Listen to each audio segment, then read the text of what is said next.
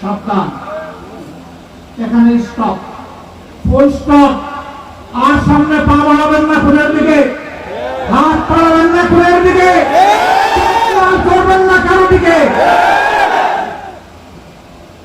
বাংলাদেশের মানুষ বিশেষ করে যুবকরা কারো চোখ রাঙানিকে পাত্তা দেয় না। আপনারা হাজারবার চেষ্টা করলেও আওয়ামী লীগের মতো ফ্যাসিস্ট হতে পারবেন না, কিন্তু আপনারা তো সে পথেই পা বাড়িয়েছেন। আফসোস, সরকারি দলের বয়োজ্যেষ্ঠ নেতা, দলের দ্বিতীয় গুরুত্বপূর্ণ ব্যক্তি গতকাল রংপুরে এসেছিলেন। আমি মিডিয়ায় দেখলাম তিনি রংপুরবাসীকে একটু মনের খেদ ছেড়েছেন। বলেছেন আপনারা পিছিয়েই থাকবেন, কারণ আপনারা জামাত আর জাতীয় পার্টিকে আপনারা ভোটেন। আমি কারে ভোট দিব না দিব এটা বিএনপি ঠিক করে দিল? তাহলে একটা আইন পাস করুন। বহু আইনি তো বেপরোয়া পাস করছেন, ভালো আইনগুলাকে বিদায় দিয়েছেন। আরেকটা আইন পাস করে ফেলেন যে আগামীতে বিএনপি ছাড়া কাউকে ভোট দেওয়া যাবে না। তখন জনগণ তাদের চূড়ান্ত সিদ্ধান্ত। 2 নম্বর, রাষ্ট্রের উন্নয়ন কি কারো বাবার তহবিল থেকে হচ্ছে?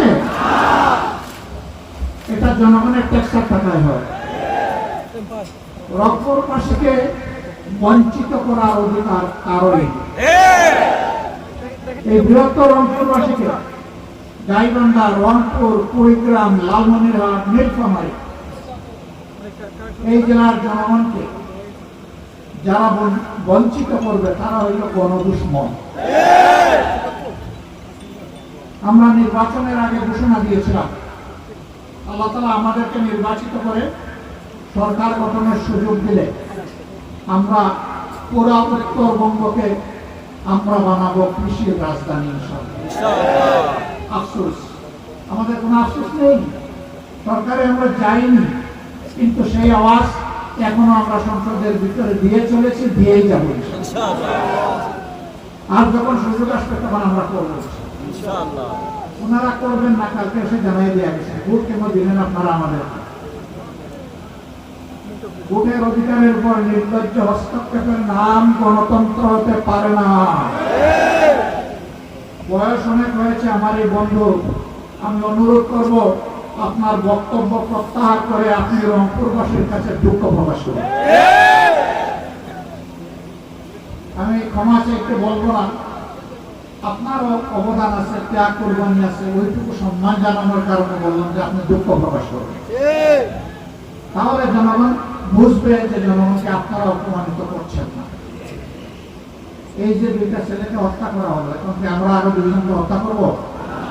হত্যার রাজনীতি আমরা চাই না। কিন্তু একটা কথা মনে রাখবেন, আমি ভদ্রলোক, আমার ঘাড়ে যদি কেউ পা রাখে প্রথমে বলবো সরি, এটা পা রাখার জায়গা নয়, এটা সরায়। যদি না সরায় আস্তে করে হাত দিয়ে বলবো আপনার পাটা সরান। তাতেও যদি না সরায় গায়ের সমস্ত শক্তি দিয়ে বাঘের ঝাপটা দিয়ে ছাড়া দিয়ে বলবো এটা তোমার পা রাখার জায়গা নয়।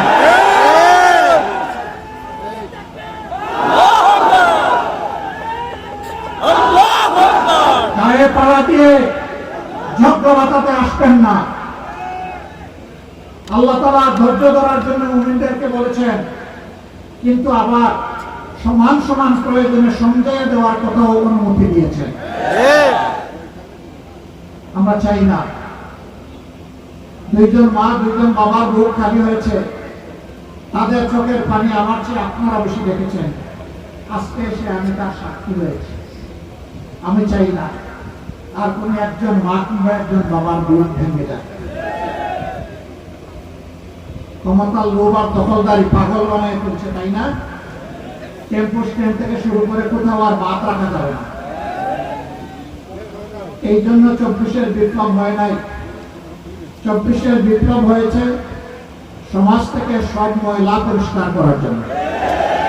এরা সমাজের আবর্জনা, যারা ছাদাবাজি এবং দখলদারির নেশায় পাগল হয়ে মানুষ খুন করে, এরা সমাজের আবর্জনা। এই আবর্জনায় সমাজ থেকে পরিষ্কার করা হবে ইনশাআল্লাহ।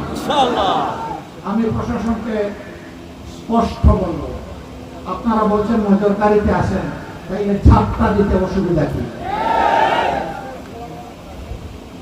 যারা নজরদারিতে রেখেছেন গ্রেপ্তারদের তুলে নেন।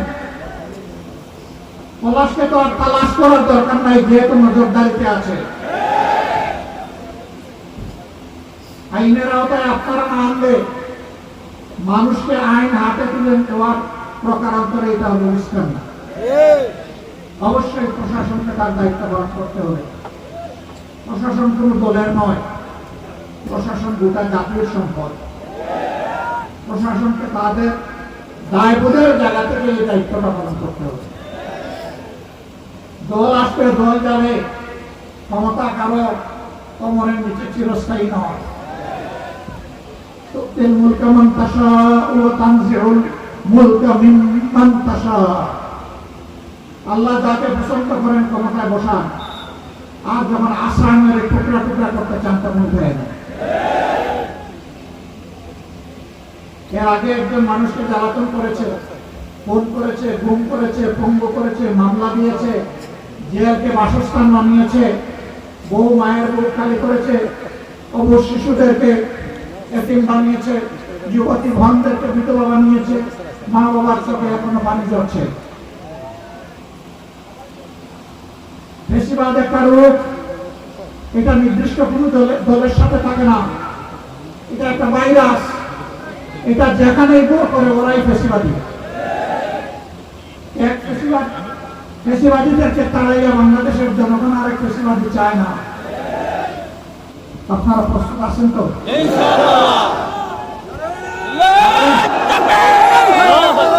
প্রস্তুত থাকবেন। লড়াই চলছে, লড়াই চলবে।